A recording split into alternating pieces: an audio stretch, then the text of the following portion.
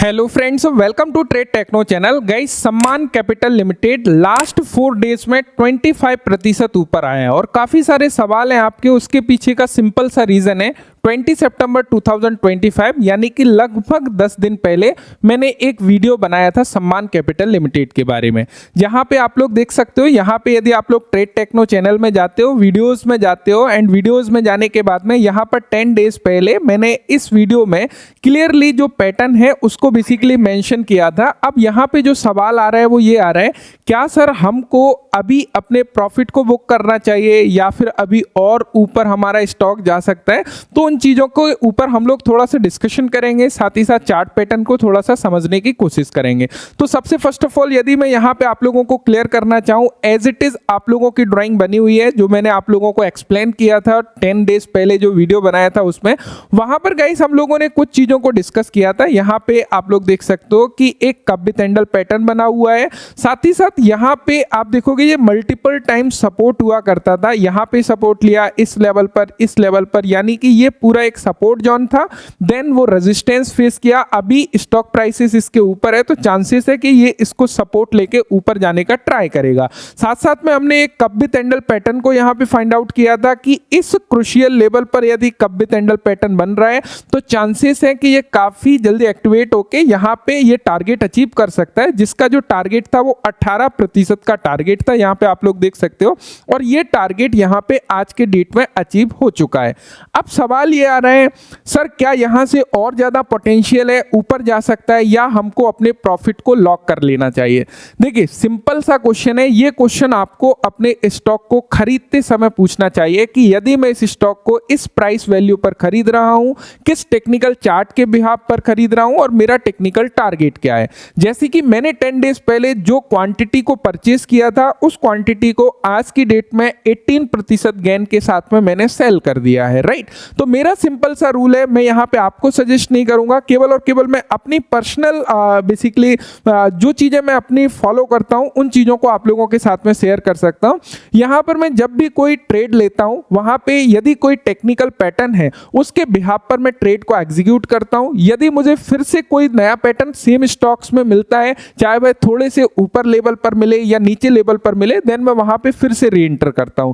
जैसे कि इस स्टॉक्स में अभी मैंने पूरी होल्डिंग सेल नहीं है, क्योंकि आपको पता है इस स्टॉक में इससे ऊंचे दामों पर भी मैंने परचेस किए थे कुछ शेयर्स को और उसके टारगेट काफी ऊपर है। देन वो सेम क्वांटिटी में अभी भी होल्ड है मेरे सेम टारगेट के लिए, लेकिन जो क्वांटिटी को मैंने इस प्राइस पॉइंट पर लिया था यानी कि लगभग 140 रुपीस के आसपास लिया था, उसको 165 रुपीस के प्राइस पर मैंने सेल कर दिया है। अब देखो चार्ट के ऊपर चलते हैं, कुछ लॉजिक को यहां पर समझते हैं। देखिए कुछ चीजों को समझिएगा, होता क्या है ना, जब स्टॉक भागने लगता है तो सारे लोग यहां पे आ जाते हैं और लगता है कि अभी तो स्टॉक और चला जाएगा। डेफिनेटली जा भी सकता है, ऐसा नहीं है कि नहीं जा सकता, लेकिन ज्यादातर प्रोबेबिलिटी क्या, आपको अपने तरफ एक एज लेके चलना है। यहां पे आप देखोगे सबसे पहले हमको क्या नजर आ रहा है, हमको क्लियरली ये नजर आ रहा है कि यहां पे सबसे ऊपर एक ट्रेंड लाइन का ब्रेकआउट यहां पे हुआ। ब्रेकआउट होते ही हमको यहां पे एक सपोर्ट भी है, यानी कि ये साथ साथ में इसने एक रेजिस्टेंस को ब्रेक किया। रेजिस्टेंस ब्रेक करने के साथ में यहां पे इसने इस ट्रेंड लाइन को ब्रेक किया। इससे पहले इसने इस रेजिस्टेंस को ब्रेक किया था लेकिन इस ट्रेंड लाइन को ब्रेक नहीं किया था, आप यहां पे इस पॉइंट पर देख सकते हो। देन यहां पे एक पैटर्न फाइंड आउट हुआ, हम लोगों ने यहां पे इस पॉइंट पर कुछ क्वांटिटी को परचेस किया, हमने आज की डेट में उसको सेल कर दिया है। सिंपल सा रीजन है, हमने क्या डिस्कस किया था, यदि प्राइसेस यहां से निकलता है तो इसके पास में जो रूम जो स्पेस है वो कहां तक है, सिंपली सबसे पहला रेजिस्टेंस ये लेवल का है। देन यदि हम लोग सेकंड रेजिस्टेंस यहां पर देखने लगे, जो मेजर रेजिस्टेंस है वो इस लेवल का है। अभी देखो प्राइसेस सेम रेजिस्टेंस के आसपास खड़ा हुआ है और चांसेस है कि यहां पे यदि ये 25% क्विकली गया है तो हो सकता है कि यहां से ये नीचे की तरफ भी आ जाए। तो अभी हमने यदि जिस टेक्निकल बिहाफ पर कोई स्टॉक को परचेस किया और उसका टारगेट चाहे हम लोगों को इतना क्विकली अचीव हो गया हो तो इमीडिएटली निकलना है या कुछ समय बाद अचीव हो, डेफिनेटली वहां पे निकलना चाहिए, जिससे कि अपना डिसिप्लिन बेसिकली बना रहे। तो यहां पर हम लोगों ने एग्जिट कर दिया है जो भी क्वांटिटी इस पॉइंट पर ली थी। अब यहां पे देखो क्या चांसेस नजर आ रहे हैं, ये जो रेजिस्टेंस है डेफिनेटली इसको रिस्पेक्ट कर सकता है मार्केट और कहीं ना कहीं नीचे की तरफ आ सकता है और फिर से कहीं ना कहीं ऊपर की तरफ जा सकता है। यानी कि जब ये स्टॉक अगेन इस लेवल के आसपास, समझिएगा यदि यहां पे ये जो लेवल है ये एक रेजिस्टेंस लेवल है, पूरा का पूरा ये रेजिस्टेंस रेजिस्टेंस जोन है ये वाला, यदि प्राइसेस यहां से नीचे की तरफ आता है और फिर से यदि सेम रेजिस्टेंस के आसपास मुझे मिलता है, यानी कि आफ्टर सम टाइम हो सकता है कि अभी ये ऊपर चला जाए, ये इस रेजिस्टेंस तक चला जाए, यहां से ये रिटर्न आए, लेकिन डेफिनेटली चांसेस है कि ये इस लेवल के आसपास या इस लेवल के आसपास एक और कप विथ हैंडल पैटर्न बना सकता है या complex cup with handle pattern बना सकता है।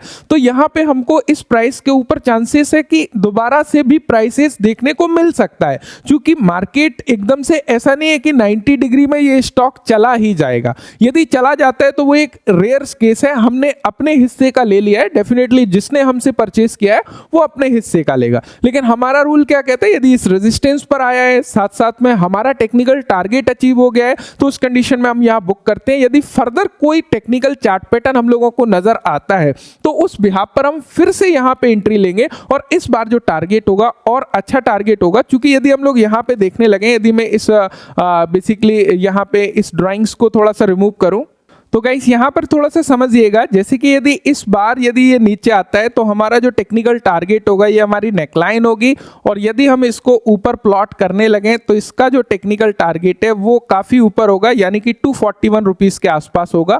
तो ये हमारा एक चांसेस है कि यहां से कहीं ना कहीं नीचे आता है तो एक कप विथ हैंडल पैटर्न यहां पे बन सकता है, या फिर ऊपर के रेजिस्टेंस के लेवल से बन सकता है। तो जब भी हमको यहां पे ध्यान रखिएगा, जब कोई भागता स्टॉक है वहां पे हमको जल्दबाजी नहीं करना है, कि ना ही गिरते हुए स्टॉक्स में जल्दबाजी करना है, कि यदि हमने किसी स्टॉक को ऊपर के भाव पर परचेस किया है और यदि वो स्टॉक लगातार गिरते जा रहा है तो हम वो सेम स्टॉक में अपनी एलोकेशन को इंक्रीज करते जा रहे हैं। आप समझ सकते हो ये स्टॉक काफी लंबे समय से गिर रहा है और 195 रुपीस के आसपास मेरी फर्स्ट बाइंग प्राइस थी इस स्टॉक में, और अभी भी ये मेरे पूरे के पूरे पोर्टफोलियो के एलोकेशन की यदि बात करें लगभग 3% के आसपास है। इनिशियली मैंने इसमें 5% एलोकेशन रखा था, देन मेरे पोर्टफोलियो का साइज धीरे धीरे इंक्रीज हुआ, लेकिन ऐसा नहीं है कि हर पॉइंट पर मैंने यहां पे एवरेजिंग करी। जब कुछ चीजें नजर आती है देन उस टाइम पे आप नेक्स्ट ट्रेड ले सकते हो उस सेम स्टॉक में, जैसे कि जो है लगभग 10 डेज पहले कुछ चीजें नजर आई, इससे पहले भी कुछ चीजें नजर आई थी, लेकिन वो चीजें फेल होंगी। डेफिनेटली आप हर बार जो है करेक्ट नहीं हो सकते हैं, इस बात का विशेष ध्यान रखिएगा। सो मुझे उम्मीद है जो भी आप लोगों के सवाल निकल के आ रहे थे, क्या सर एक्चुअल में इस सिचुएशन में क्या करना चाहिए, कि क्या एकदम से स्टॉक्स में जो जंप आया है 25% का लास्ट 4 डेज में, क्या यहां पे हमको और क्वांटिटीज को इंक्रीज करना चाहिए? डेफिनेटली यदि क्वांटिटीज इंक्रीज करोगे तो यहां पे फंसने के चांसेस है, फंसने के चांसेस इन द सेंस आपका टाइम ड्यूरेशन जा सकता है, हो सकता है ये सेम लेवल के आसपास स्टॉक 1 मंथ के बाद लौट के आए, तो ये आपका जो टाइम पीरियड है वही तो मेन आपका बेसिकली मनी है, वहीं से आपका CAGR डेफिनेटली इंक्रीज होता है। तो मैं अपनी अप्रोच कुछ इस तरीके से रखता हूं अपने ट्रेडिंग सिस्टम में। मुझे उम्मीद है कि आपको ये क्लियरिटी मिल गई होगी। Thank you so much video देखने के लिए। आप नेक्स्ट किस स्टॉक के ऊपर रिव्यू चाहते हो डेफिनेटली नीचे कमेंट में जरूर बताइएगा। मैं बहुत ज़्यादा वीडियोस तो यूट्यूब पर नहीं बना पाता हूं, लेकिन कोशिश करता हूं जब भी कुछ इंपॉर्टेंट कुछ मुझे नजर आता है या मैं अपने पोर्टफोलियो में कुछ चेंजेस करता हूं तो उसका अपडेट डेफिनेटली देने की कोशिश करता हूं। तो ये पूरी तरीके से एजुकेशनल पॉइंट ऑफ व्यू से चैनल है, जो भी वीडियोज है वो एजुकेशनल पॉइंट ऑफ व्यू से बनाई जाती हैं, आपको अपना डिसीजन अपने हिसाब से लेना है। Thank you so much, thanks for watching and bye bye.